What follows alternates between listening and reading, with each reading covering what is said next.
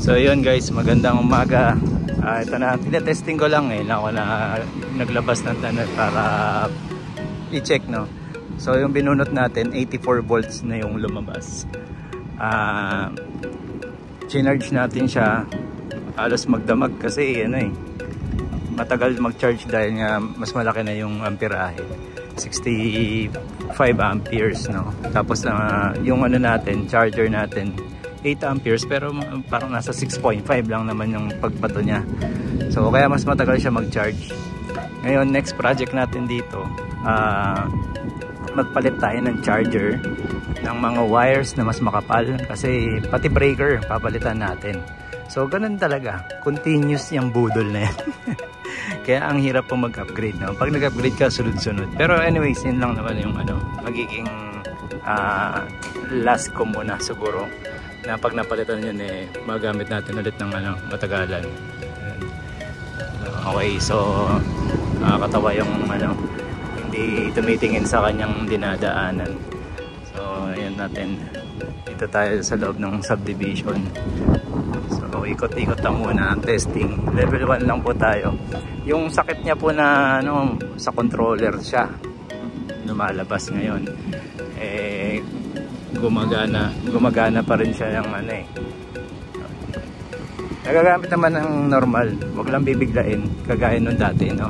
Nakita natin dating bumibigla, pag binibiglain namamatay sa hub, no. So ang gagawin natin dyan next, natin, testingin natin yung yung hub, hub tuloy, yung controller, no. Check yung program. So muna natin, antabayanan po ninyo ang pagte-testing natin ng mga no.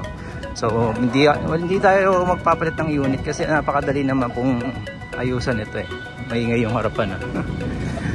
So yun lang po muna siguro guys, ang obserbasyon ko. Mamaya papakita ko sa inyo kung muna yung kaha, kung paano yung nangyari. Kaya nakakapagod din kasi lumalagotok yung mga kaha na babasag. Nagkaka-crack, nababasag, nawawala yung mga plastic. So dinidikit namin yung maitiban. So ganun talaga kaha ng malutong. Kaya siya, madali siyang mabasag, no. Di siya sirain. Magiging sirain lang siya kasi pagka marami kang kinakalas kabit, di ba? Madaling mabasag, malutong, no. Madali lang naman tong remedyoan. Pagka nabasag, bumili ng bago. Ganun lang pala kadali, no. Ang problema, hindi madaling umorder sa NMAW. Napakatagal.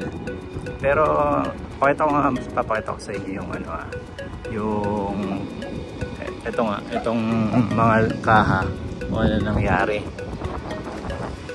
Kasi kahit na nagkalutong-lutong siya, hindi naman siya wala kang makikitang bakas naman sa labas na ayun nga, lakas ng hangin kung naririnig ninyo. Gusto ko sana huminto kasi kaya teka, eto, subukan muna natin ditong huminto. Kita natin. So hindi tayo kasi nasa loob pa naman tayo ng subdivision.